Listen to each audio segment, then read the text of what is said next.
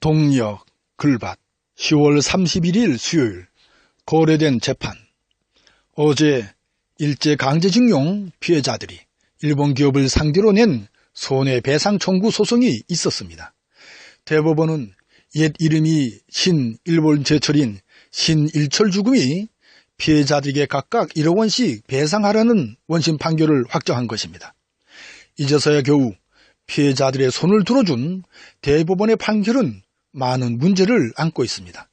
강제징용 73년, 소송 14년을 앞둔 시점에서 내린 대법원의 득장 판결이기 때문입니다. 이것은 임금이나 보상금이 아닌 위자료를 청구한 것입니다. 이것은 과거 청구권 협정에 따라 받은 경제협력 자금과는 그 성격이 전혀 다르다는 것입니다. 이런 대법원의 판결을 두고 모처럼 정치권은 한 목소리로 당연한 판결이라고 입을 모았습니다. 특히 13년 8개월이나 걸려 원고 4명 가운데 3명이 세상을 떠난 사실은 너무도 안타깝습니다. 그러니까 2012년 5월 대법원에서 파기환송된 후 이번 제3고심의 판결이 나오기까지 무려 5년 넘게 걸리게 된 까닭에 대하여 강한 의문이 꼬리에 꼬리를 뭅니다.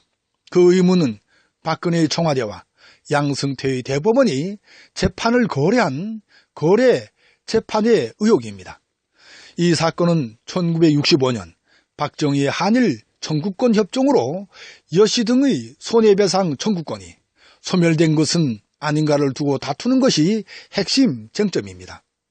이에 대하여 대부분의 대법관들은 다음과 같이 뚜렷하게 입장을 밝혔습니다.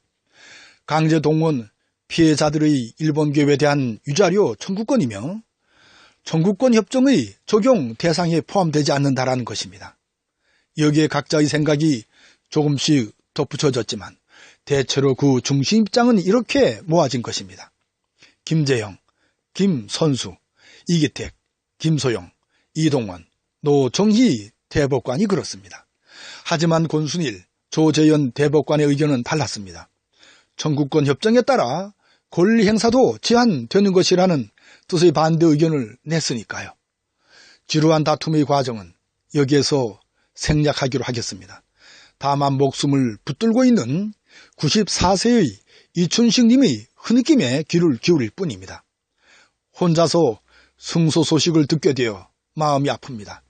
세 사람이 먼저 갔다는 사실도 오늘 이 자리에서 알았어요. 지금 그 사람들이 가장 생각납니다. 너무 기쁘고 슬픕니다. 그 사람들은 김규수, 신천수, 여운택 님입니다. 이들에게 도움을 준 것은 일본 시민단체인 일본제철 징용공 재판을 지원하는 모임입니다. 널리 사람을 이롭게 하는 누리를 삼자는 것이 시민단체의 뜻입니다. 그 뜻을 올곧게 펴고 실천하는 시민단체가 일본에도 있다는 것을 꼭 기억해야 할 테지요. 꼭 기억해야 할 또 하나의 일은 박근혜의 청와대와 양승태의 대법원이 재판을 거래한 거래 재판입니다. 어떻게 이런 일이 있을 수 있을까를 이젠 끝낼 때가 된 촛불 이후입니다. 적폐청산의 시위를 힘껏 당겨 주저없이 그 팽팽한 시위를 놓는 우리들이었으면 싶습니다. 수요일 새벽을 이렇게 밝힙니다. 고맙습니다.